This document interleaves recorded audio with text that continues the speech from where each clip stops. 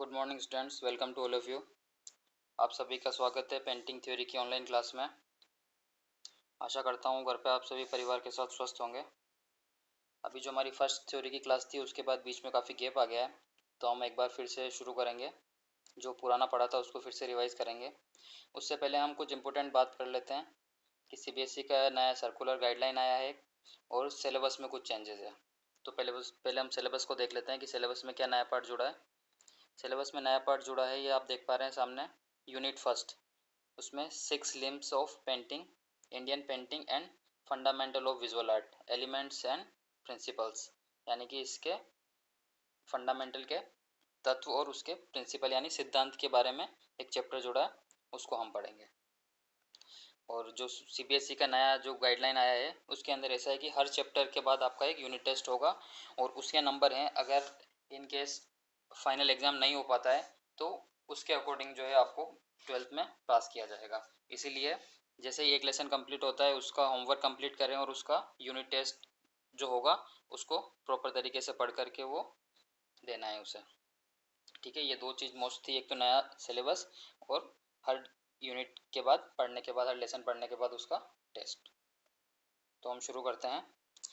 Last जो था उसमें बुक के बारे में हमने चर्चा नहीं करी थी कि कौन सी बुक खरीदनी है, तो आज बुक के बारे में भी अभी देख लेते हैं कि एनसीईआरटी की जो ऑथेंटिक बुक है वो है ये an introduction to Indian art part 2। ये है 12th के लिए, बट एनसीईआरटी की ओनली इंग्लिश में ही है, हिंदी में अभी अवेलेबल नहीं है।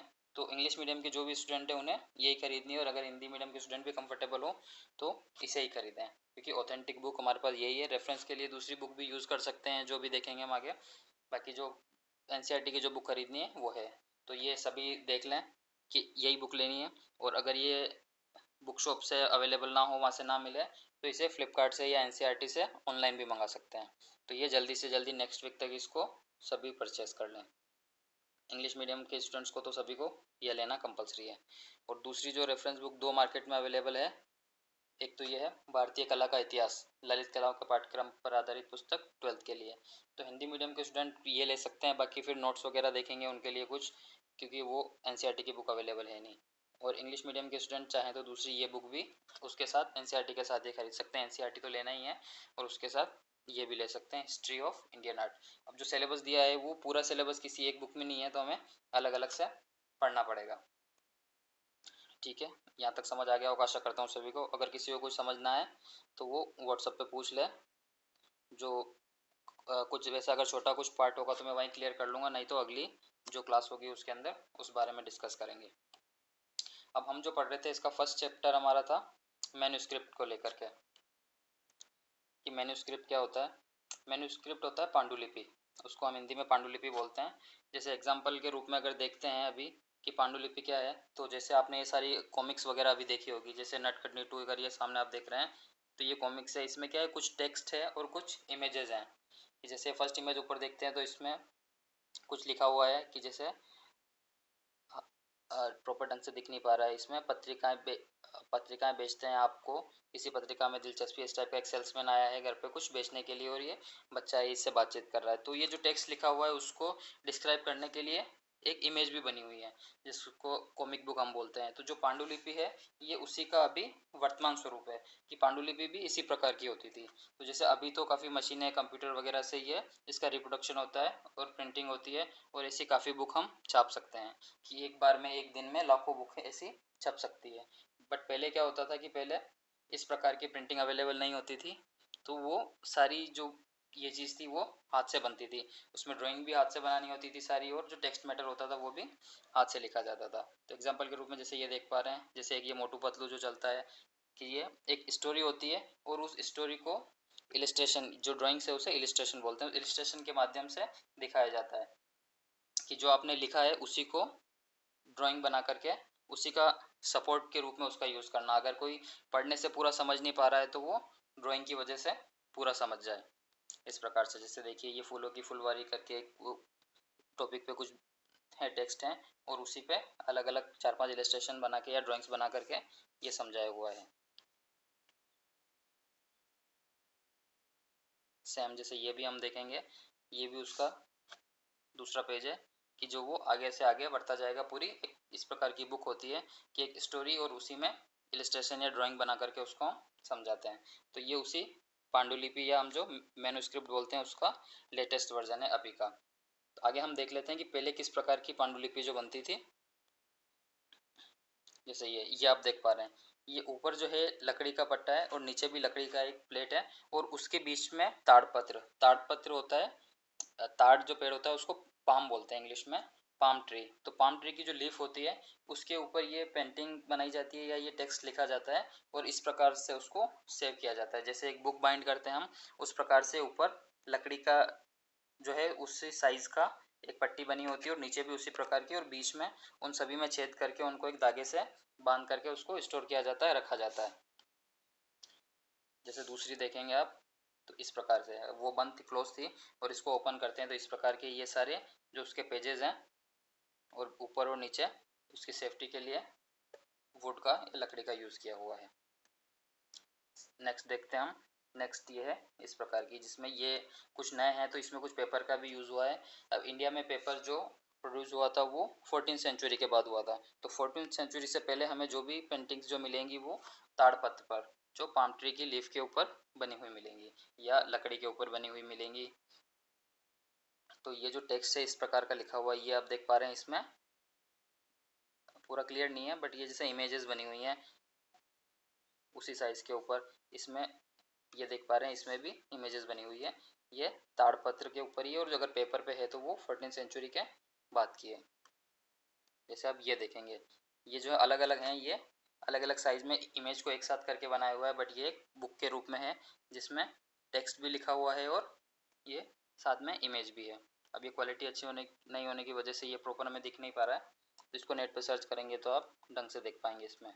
जैसे ये इमेज है, ये सारी ये हाथ से बनी हुई होती थी और ये पाम ट्री की जो लीफ है उसके ऊपर बनाते थे।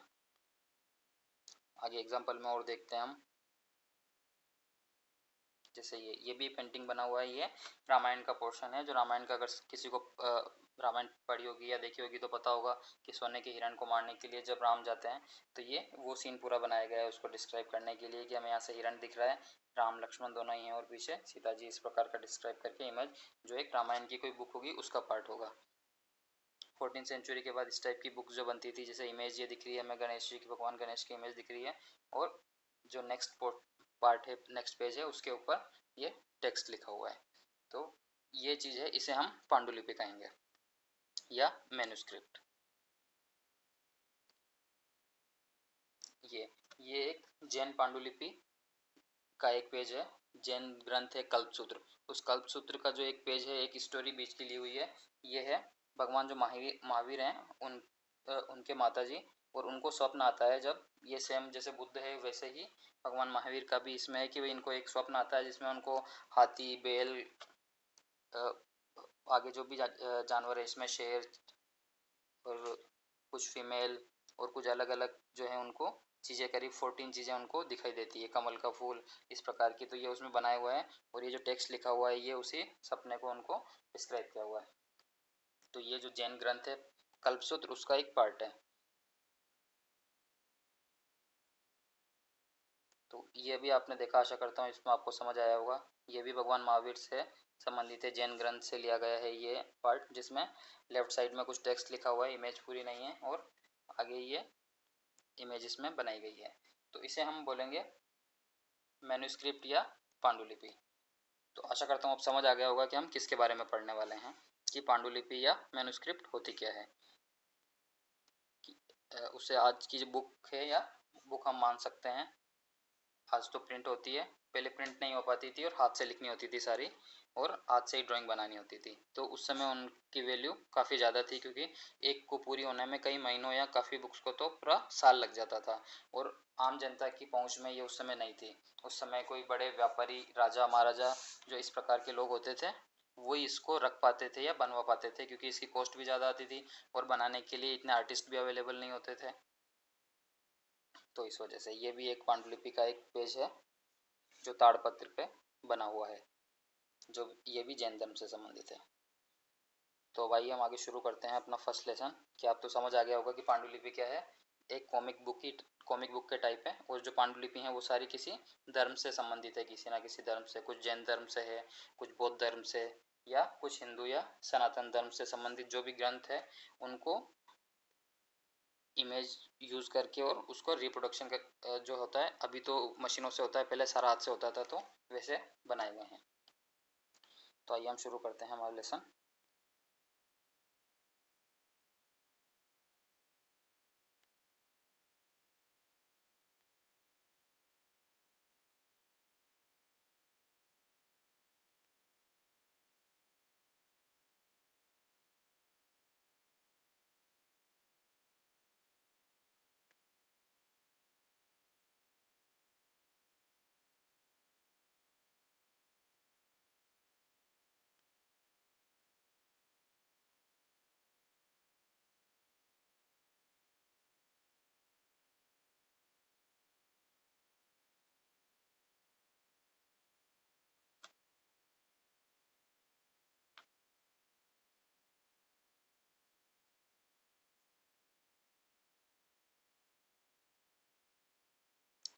The manuscript painting tradition.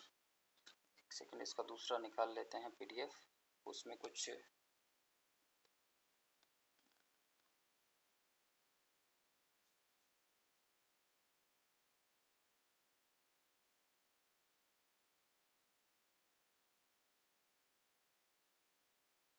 चलो शुरू करते हैं। वैसे हमने इसको पहले पढ़ लिया था लास्ट क्लास में, लेकिन फिर से अब काफ़ी बीच में गैप आ गया, तो एक बार फिर से उसका रिवाइज कर लेते हैं।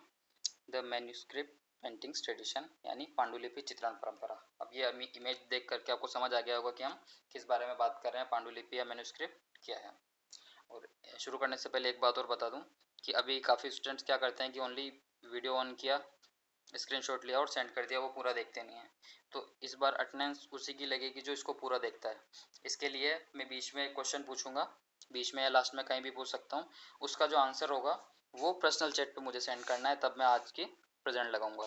बाकी सिर्फ स्क्रीनशॉट लेने से मैं प्रेजेंट नहीं लगाऊंगा, तो यह ध्यान रखना। ये जो जिसने इतनी देर का वीडियो देखा होगा उसी को ये पता चलेगा कि किस प्रकार से आज की अटेंडेंस लगेगी। तो जो नहीं देखेगा उसकी नहीं लग पाएगी। तो जिस जो देख लेता है वो किसी और को ना बताए कि आंसर क्या है, उसे यही बताए कि अटेंडेंस आज ऐसे नहीं लगेगी, पहले पूरा वीडियो देखें। तो ये जरूर ध्यान रखना, इसको पूरा देखना। The third khand of Vishnudharmottara पुराण। विष्णु धर्मोत्तर पुराण, जैसे हमने अभी जो इमेजेस देखी हैं, जो पांडुलिपि, जो उनके मैन्युस्क्रिप्ट के जो पेजेस देखे हैं, तो जो अलग अलग ग्रंथ के बने हुए थे, तो विष्णु धर्मोत्तर पुराण भी एक ऐसा ग्रंथ है। उसमें उसके अंदर ये बना हुआ है 5th सेंचुरी में, और इसमें जो थर्ड चैप्टर है वो है चित्रसूत्र नाम से, जो पेंटिंग के बारे में है पूरा।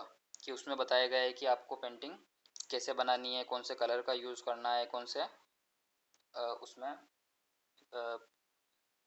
जो आपको यूज़ करना है कलर, धरातल कौन सा, धरातल यानी कि आप कैनवास क्या यूज़ करेंगे, या उसके जो भी औजार कहेंगे हम कि वो कौन कौन से हैं, जैसे मटेरियल, सरफेस, टेक्निक, टूल्स, ये क्या क्या रहेंगे, उनके बारे में उसमें सब बताया हुआ है। The third khand of Vishnudharmottara Purana, 5th century text, has a chapter Chitrasutra, which should be considered as a source book of Indian art in general and painting specifically. कि ये स्पेसिफिक पेंटिंग के लिए एक सोर्स बुक मानी जाती है इसको। It talks about the art of image making, कि इसके बारे में बात की हुई है इमेज मेकिंग, जिसे हम प्रतिमा लक्षण कहते हैं, कि जो इमेज या ड्राइंग जो है प्रतिमा लक्षण, उसके बारे में इसमें बताया गया है। विच आर कैनन, कैनन का मतलब है सिद्धांत, कि which are canon of paintings, कि पेंटिंग बनाने के जो सिद्धांत है उसके बारे में इसमें बताया गया है। द खंड also deal with the techniques, tools, material, surface जैसे कि ताड़पत्र पे बनाते थे, वॉल पे, दीवार पे बनाते थे, वो अलग अलग उसके बारे में। परसेप्शन की धारणा क्या है लोगों की, कि किस बारे में जो उनको पेंटिंग बना रहे हैं वो किस सोच से बना रहे हैं, वो perspective and three dimensionality of human figures, कि ह्यूमन फिगर के बारे में भी उसमें बताया गया है। डिफरेंट लिम्स ऑफ पेंटिंग, की पेंटिंग के जो अलग अलग अंग हैं उनके उनके अलग अंग में, इसमें अगर पार्ट समझ सकते हैं कि जो अलग अलग पार्ट हैं उसके बारे में भी इसमें बताया गया है। सच एज रूप भेद और लुक्स, यानी रूप भेद से यहाँ मतलब है कि जो पेंटिंग हम ड्रॉ कर रहे हैं या जो ड्राइंग बना रहे हैं वो किस प्रकार से हमें दिख रही है उसके बारे में, उसे हम कहेंगे रूप भेद या लुक। रूप भेद का मतलब ये है कि रूप का मतलब फॉर्म और भेद यानी उसमें डिफरेंस, कि जैसे हमने ट्रायंगुलर बनाया या फिर रेक्टेंगल बनाया तो वो जो शेप अलग है, या फिर कोई ह्यूमन फिगर बनाया तो किस प्रकार का बनाया है, वो जो उनमें डिफरेंसेस है उसे हम रूप भेद बोलेंगे। रूप भेद और लुक्स एंड अपीयरेंस, प्रमाण और मेजरमेंट, ये मेजरमेंट के बारे में है कि हम जो पेंटिंग बना रहे हैं उसमें काफ़ी सारे एलिमेंट हैं, तो उसमें आपस में उनका मेजरमेंट इस प्रकार से रहना चाहिए कि कोई हमें ऐसा ना लगे कि ये काफ़ी बड़ा हो गया है या ये काफ़ी छोटा हो गया है। प्रोपोर्शन एंड स्ट्रक्चर, भाव ऑफ एक्सप्रेशंस, लावण्य योजना और एस्थेटिक कंपोजिशंस। एस्थेटिक कंपोजिशन से मतलब है यहाँ सौंदर्य रचना से, कि जो आप ड्राइंग बना रहे हैं उसके अंदर वो देखने में कैसी है उसके बारे में भी इसके अंदर लिखा हुआ है इस बुक के अंदर कि आपको किस प्रकार की बनानी चाहिए। सादृश्य और रिजेम्बलेंस, यानी कि कुछ आप देख करके बना रहे हैं तो वो सेम किस प्रकार का बनना चाहिए अगर एज इट इज़ हम बनाना चाहते हैं तो उसके बारे में भी उसके अंदर वर्णन है। एंड वर्णिका भंग, वर्णिका भंग का मतलब है यहाँ कलर से, वर्ण को बोलते हैं हम कलर, तो कलर जो अलग अलग कलर हैं उनके बारे में भी इसमें बताया गया है। और use of brush and colours have been explained at the length with examples, कि कलर ब्रश और उनको कैसे यूज़ करना है, उनकी लेंथ क्या है उसके बारे में भी इसमें एक्सप्लेन किया गया है। Each of this have many subsections, this canons were read the understood by artist and followed through countries, कि पूरी दुनिया में उस समय पूरे देश में कि जो भी आर्टिस्ट थे वो सभी इसी को फॉलो करते थे, इसी को पढ़ते थे और इसी के अकॉर्डिंग सारी ड्राइंग्स जो वो लोग बनाते थे। thus becoming the basis of all style and schools of painting in India, कि जो सारी जो लास्ट क्लास में मैंने बताया था कि स्टाइल शैली या स्कूल भी हम उसी को बोलेंगे आर्ट की स्टाइल को, जैसे ये समय के और जगह के अनुसार अलग अलग होती थी, कि जैसे अगर नॉर्थ इंडिया में जो पेंटिंग बन रही है वो कुछ अलग होगी, साउथ में या मिडिल जो इंडिया में बन रही है वो अपने स्पेस के अकॉर्डिंग, जो आर्टिस्ट वहाँ रहते हैं उनकी सोच कुछ अलग है, वहाँ मिलने वाले उनको मटेरियल में कुछ डिफरेंस होगा, तो वो एक अलग अलग शैली काउंट होगी। जैसे कश्मीर में बन रही है तो कश्मीर शैली इस एग्जाम्पल, और अगर साउथ में बन रही है तो साउथ या दक्षिण शैली, इस प्रकार से उनको जो है वो बांटा गया है। और समय के अनुसार भी अलग अलग, की एक 400 साल पहले बनती थी, एक 400 साल बाद बनी है, तो ये सारी अलग अलग स्टाइल उसको हम शैली बोलेंगे या स्कूल भी बोल सकते हैं। Painting from the medieval period, हम जिस पेंटिंग की बात कर रहे हैं कि ये किस समय बनी हुई है, ये बनी हुई है मध्यकाल में, जो 800 से 1600 ईस्वी के बीच का समय है, उस समय मैन्युस्क्रिप्ट या ये पेंटिंग्स बनी हुई है। तो 800 से लेकर के करीब 1400 ईस्वी तक की जो हमें मिलेगी वो मिलेगी हमें ताड़पत्र पे, पाम लीफ के ऊपर, और उसके बाद की कुछ जो है वो पेपर पे हमें मिलेगी। Painting from the medieval period have earned A generic name, for example miniature paintings, कि इस दौरान जो मध्यकाल में जो पेंटिंग्स बनी हुई है उसको एक नाम दिया गया है, वो है मिनिएचर पेंटिंग। मिनिएचर का होता है, मिनिएचर का मतलब है लघु चित्र, लघु यानी छोटा। Owing to their relatively smaller size, कि स्मॉलर साइज की वजह से इसको मिनिएचर पेंटिंग या लघु चित्र बोला गया है, क्योंकि उस समय की जो सारी ड्राइंग्स या चित्र हैं वो छोटी साइज में बने हुए मिलते हैं। This miniature paintings were hand hold and observe from a closer distance due to the minute, इतनी सूक्ष्मता, यानी इनके छोटेपन के कारण उसको हाथ में लेकर के देखना होता था, ज़्यादा क्लोजर डिस्टेंस बिल्कुल पास से हमें इसको देखना पड़ता था, इसको वॉल पे लगा करके या दूर से देखने के लिए ये पेंटिंग्स नहीं बनाई गई थी। The walls of a patron patrons mansions were often decorated with mural paintings, कि इसमें जो पेट्रॉन का मतलब होता है संरक्षक और मैनिसन्स का मतलब है हवेली, यानी संरक्षक जो राजा या जो बड़े व्यापारी लोग होते थे जो उसको बढ़ावा देते थे पेंटिंग, इस प्रकार की पेंटिंग्स को बनवाने के लिए, क्योंकि ये जो उस समय यही समृद्ध लोग थे, सारे लोगों के पास इतना पैसा या इतना पूंजी नहीं होती थी कि वो इस चीज़ को की पेंटिंग के बारे में सोच सके, बनवा सके या अपने पास रख सके।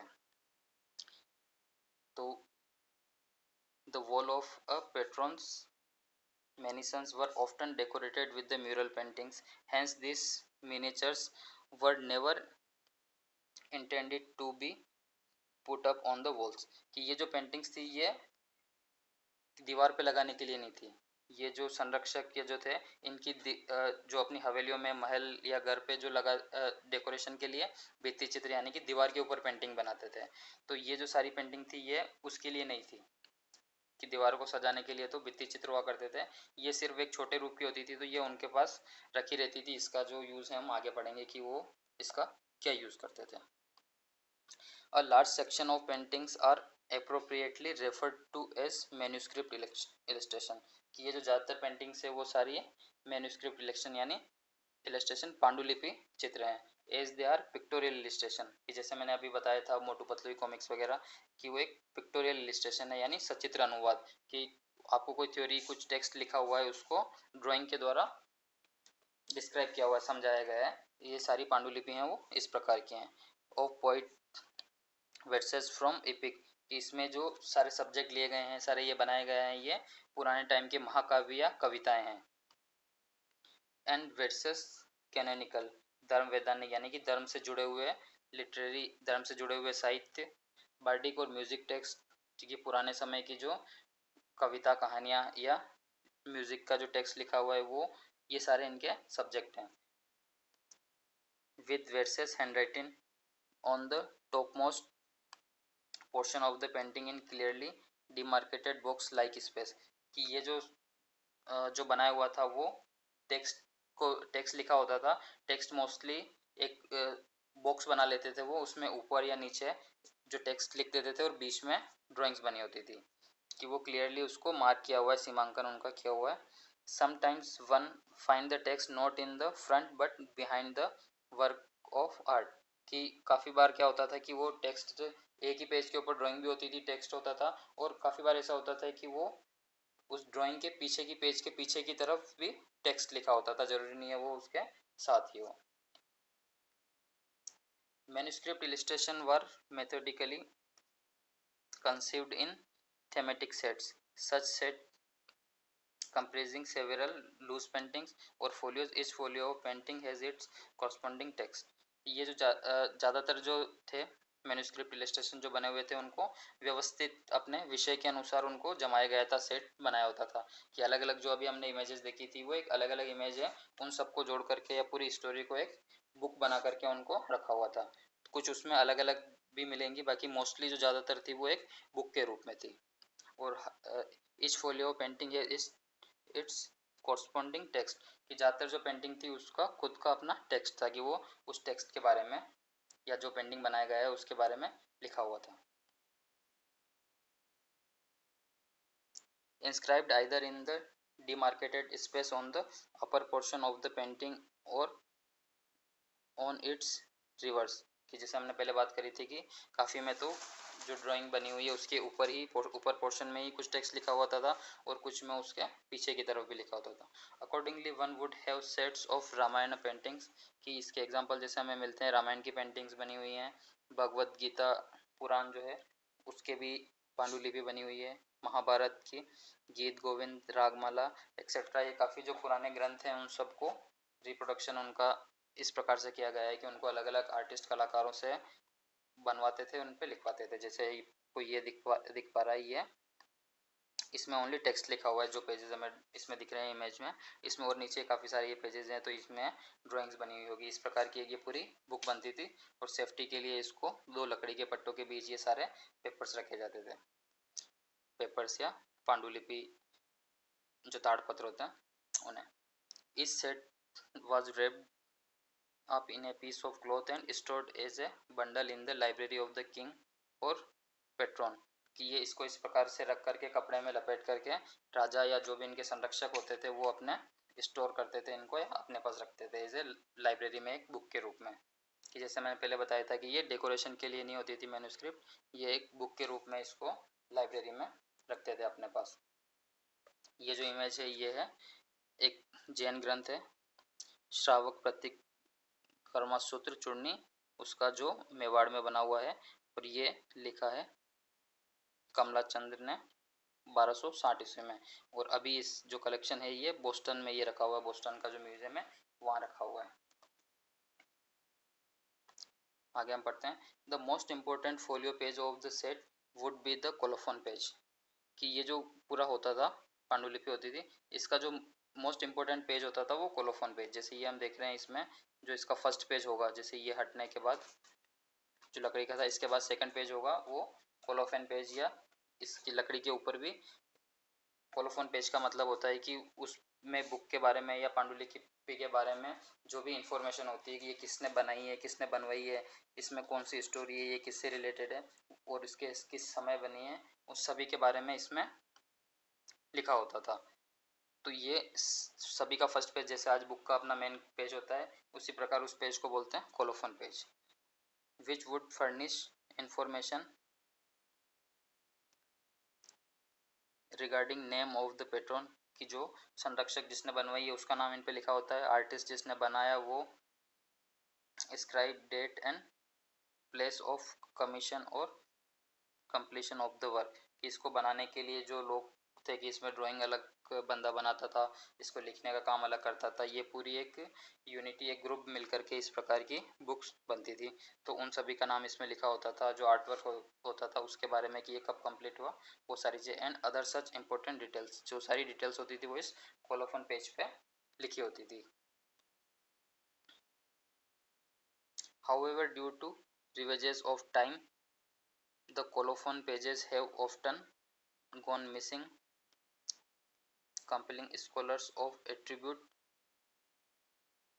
missing particulars on the basis of their expertise, कि ये समय के साथ ये पेजेस या फिर उसको ढंग से रख रखाव नहीं हो पाया, उस कारण ये पेजेस फट गए, गुम गए या खो गए, काफ़ी नाजुक होते थे ये, कि जैसे अगर ताड़पत्र से बना रहे हैं कि वो एक पेड़ का पत्ता ही होता है, अगर उसको ढंग से प्रिजर्व नहीं किया गया तो वो, जैसे आज हमारी बुक भी साल भर नहीं चल पाती, उसका फर्स्ट पेज फट जाता है, इधर उधर हो जाता है, तो उसी प्रकार से इनको सैकड़ों साल हो गए, तो ये सारे इधर उधर खो गए, इस वजह से ये हम वहाँ से मिस हो गए। तो जो इनके बारे में जानते हैं, जो एक्सपर्टीज़ जो हैं, जो विद्वान लोग जिन्होंने इनको खोज के निकाला कि ये किस समय की बनी हुई है, उनके बारे में उनका पता लगाना काफ़ी, उनकी एक्सपर्टीज़ के कारण उसको पढ़ करके या ये किस समय की होगी, इस प्रकार से वो उन्होंने सिर्फ संभावनाएं व्यक्त करी है, अगर जिसका कोलोफन पेज हमें नहीं मिला है कि ये किस समय की बनी हो सकती है या ये किसके बारे में हो सकती है, तो जिसके ऊपर लिखा हुआ था कोलोफन पेज जिसका था, उसकी तो सारी डिटेल्स मिल गई, और जिसकी नहीं मिली उसको डिस्क्राइब करना थोड़ा मुश्किल रहा है अभी लोगों के लिए। Being fragile pieces of artwork, paintings are susceptible to mishandling, fire, humidity and other such calamities and disaster, कि ये आग की वजह से, ह्यूमिडिटी की वजह से या ढंग से नहीं रखने के कारण या किसी डिजास्टर की वजह से ये पेज जो है वो नष्ट हो गए। Considered as precious and valuable artifact and also being portable, paintings were often gifted to princes as part of their dowries when they got married, कि इसमें ये जो पेंटिंग्स थी ये उस समय प्रीशियस मानी जाती थी, जैसे आज सोना चांदी या आभूषण जो माने जाएंगे, या किसी को हम महंगे से महंगा गिफ्ट देना चाहें तो क्या देंगे, तो ये उस समय इस प्रकार की काफ़ी विलासी वस्तु, या जिसको कहेंगे कि बहुत प्रीशियस, कि एक प्रीशियस चीज़ थी ये, कि जिसको राजा महाराजा अपनी राजकुमारी की शादी के समय इनको दहेज के रूप में देते थे उन्हें, कि वो अपने साथ में इस प्रकार की बुक्स या पांडुलिपि लेकर के जाएं।